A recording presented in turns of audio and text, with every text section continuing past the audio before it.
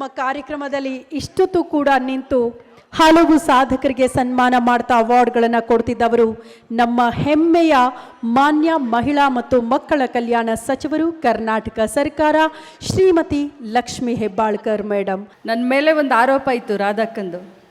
ನಾನು ಆಫೀಸ್ಗೆ ಭೇಟಿ ಕೊಟ್ಟಿಲ್ಲ, ನಾನು ಇಂಟರ್ವ್ಯೂ ಕೊಟ್ಟಿಲ್ಲ ಅಂತ ಹೇಳಿ.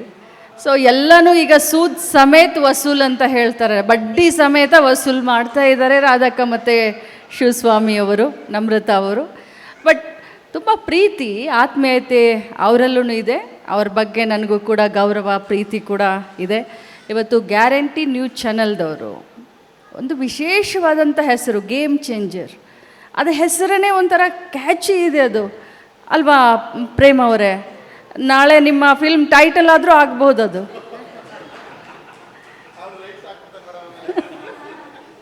ಇಲ್ಲ, ವಿತ್ ಪರ್ಮಿಷನ್ನು. ಗೇಮ್ ಚೇಂಜರು ಭಾಳ ಒಳ್ಳೆಯ ಒಂದು ಕ್ಯಾಚಿ ಹೆಸರಿಟ್ಟಿದ್ದಾರೆ. ಈ ಒಂದು ಕಾರ್ಯಕ್ರಮದಲ್ಲಿ ನಮ್ಮ ಪ್ರೇಮ್ ಅವರಿದ್ದಾರೆ, ಜೋಗಿ ಪ್ರೇಮ್ ಅವರು. ನಾನು ಜೋಗಿ ಫಿಲ್ಮ್ ಬಂದಾಗ ಭಾಳ ಒಂದು ಎಷ್ಟು ವರ್ಷ ಆಗಿರ್ಬೋದು ಹೇಳಿ ಜೋಗಿ ಫಿಲ್ಮು ಅಲ್ವಾ? ತುಂಬ ಹಳೇದು. ಸೊ ಇಲ್ಲ, ನಾನು 2013 ಕಂಟೆಸ್ಟ್ ಮಾಡಿದೆ ಫಸ್ಟ್ ಟೈಮು. ಓಕೆ, ಆಮೇಲೆ ನಮ್ಮ ರಾಧಾ ಹಿರೇಗೌಡರು, ಆತ್ಮೀಯ ಸಹೋದರಿ, ಸಮಾಜ ಬಾಂಧವರು, ಖಡಕ್ಕು. ನಾನು ಖಡಕ್ ಅಂತಂದರೆ ನನಗಿನ್ನ ಖಡಕ್ಕು. ನಾವು ಒಂದು ಫೀಲ್ಡ್ನಲ್ಲಿ, ಅವರು ಒಂದು ಫೀಲ್ಡ್ನಲ್ಲಿ. ನಮ್ಮ ಸಹೋದರ ಶಿವಸ್ವಾಮಿಯವರು ತುಂಬ ಆತ್ಮೀಯರು, ಭಾಳ ಮೃದು ಸ್ವಭಾವದವರು, ಆದರೆ ಭಾಳ ಕ್ರಿಯೇಟಿವಿಟಿ. ಅದೇ ರೀತಿ ಅವರ ಧರ್ಮಪತ್ನಿ ನಮ್ರತಾ ಅವರು ಮತ್ತು ರೇಷ್ಮಾ ಅವರು. ನಾನು ಈಗ ಹೊಸದಾಗಿ ಫಿಲ್ಮ್ ಪ್ರೊಡ್ಯೂಸ್ಗೂ ಕೂಡ ಕೈ ಹಾಕಿದ್ದೀನಿ. ನಮ್ಮ ಹೊಸ ಫಿಲ್ಮ್ ಬರ್ತಾ ಇದೆ, ಅನ್ನ ಫ್ರಮ್ ಮೆಕ್ಸಿಕೋ ಅಂತ. ನಮ್ಮ ಫಿಲ್ಮ್ನಲ್ಲೂ ಕೂಡ ರೇಷ್ಮಾ ಅವರನ್ನೇ ಹೀರೋಯಿನ್ ಆಗಿ ಕೆಲಸ ಮಾಡ್ತಾ ಇದ್ದಾರೆ.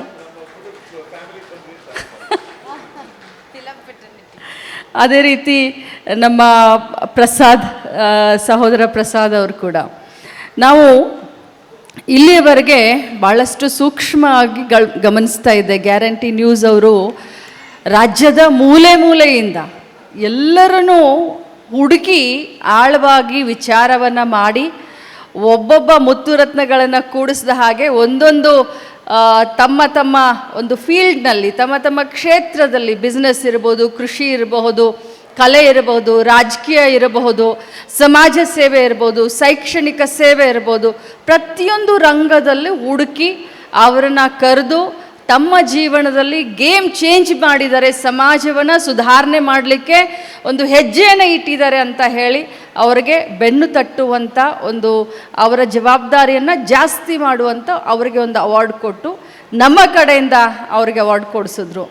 ನಿಜವಾಗ್ಲೂ ಹೇಳಬೇಕು ಅಂತಂದರೆ, ನಾನಾಗಲಿ ಇಲ್ಲಿ ವೇದಿಕೆ ಮೇಲೆ ನಿಂತವ್ರು ಎಲ್ಲರೂ ಆಗಲಿ, ನಾವು ಕೂಡ ನಿಮ್ಮ ಥರ ನಾವು ಕೂಡ ಜೀವನದಲ್ಲಿ ಕಷ್ಟಪಟ್ಟು ಇಲ್ಲಿಯವರೆಗೆ ನಾವು ಬಂದು ನಿಂತಿದ್ದೇವೆ. ಯಾವುದೇ ವ್ಯಕ್ತಿಯಾಗಿರಬಹುದು, ಇವತ್ತು ಜೀವನದಲ್ಲಿ ಕಷ್ಟಪಡದೆ ಏನೂ ಸಿಕ್ಲಿಕ್ಕಂತೂ ಸಾಧ್ಯ ಇಲ್ಲ. ಯಾವಾಗಿದ್ರೂ ಪ್ಯಾರಾಚೂಟ್ ಲ್ಯಾಂಡಿಂಗ್ ಅಂತೂ ಯಾರಿಗೂ ಸಿಕ್ಕೋದಿಲ್ಲ. ಒಬ್ರಿಗೋ ಇಬ್ರಿಗೋ ಏನೋ ಭಗವಂತನ ಆಶೀರ್ವಾದ ಇದ್ದರೆ ಸಿಕ್ಕುತ್ತೆ. ಇಲ್ಲ ಅಂತಂದರೆ ನಾವೆಲ್ಲರೂ ನಮ್ಮ ಜೀವನದಲ್ಲಿ ನಾವು ಸಕ್ಸಸ್ ಆಗಬೇಕು, ಗಟ್ಟಿಯಾಗಿ ನಿಂತ್ಕೊಳ್ಬೇಕು ಅಂತಂದರೆ ಶ್ರಮ ಪಟ್ಟರೆ ಸಕ್ಸಸ್ ಸಿಕ್ಕುತ್ತೆ.